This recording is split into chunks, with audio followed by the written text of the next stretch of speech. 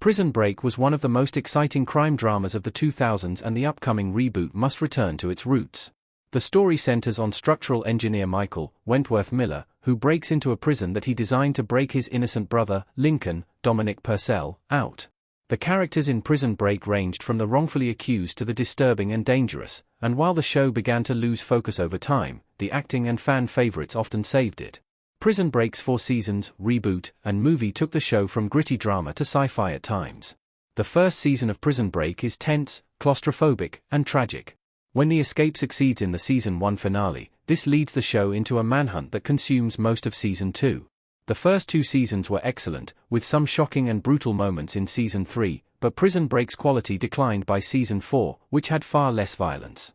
The divisive ending of the original series has been retconned, meaning that the show now has 3 different endings. However, the upcoming Prison Break reboot must resolve the ending and return the show to its original tone. The Prison Break reboot must be as dark and violent as Season 1. Some of Prison Break's most brutal moments happened in Season 1. Michael behind bars in Prison Break. Part of what made Prison Break so compelling was its unflinching portrayal of the violence and internal conflicts that happen inside a prison.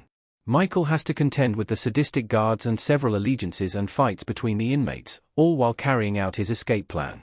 The later seasons focus too much on sanitized government conspiracies, losing the essence of the show.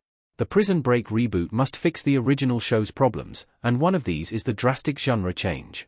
The reboot must be a dark and violent drama and not a slick sci-fi. Several of the Fox River 8 are killed in Season 2, but some of the most tragic moments in Prison Break happen in Season 1. When the villainous teabag, Robert Nepper, abuses yet another frightened young man, the experience is so traumatic that he takes his own life in front of the entire prison. Later, Westmoreland, Muse Watson, finds that his beloved cat has been murdered by the antagonistic guard Bellick, Wade Williams, before he dies in agony during the escape.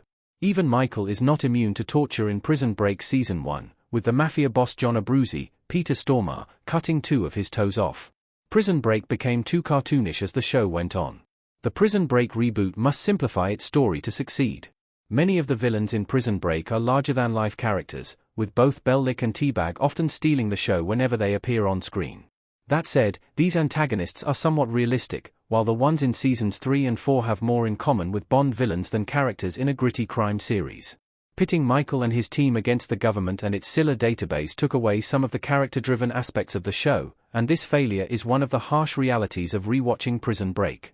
Therefore, the reboot must make its antagonists human rather than cartoonish. The original premise for Prison Break was simple.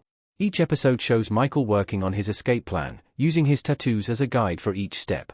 While there are side plots and a government cover-up, these all directly affect Lincoln's fate, which is still tied to Michael and the central escape plot. Prison Break Season 1 told a simple story in a complex way, and this is where the 3rd and 4th seasons went wrong. Rather than trying to add too many elements, the Prison Break reboot should simplify its story and bring back the brutality of the flagship season.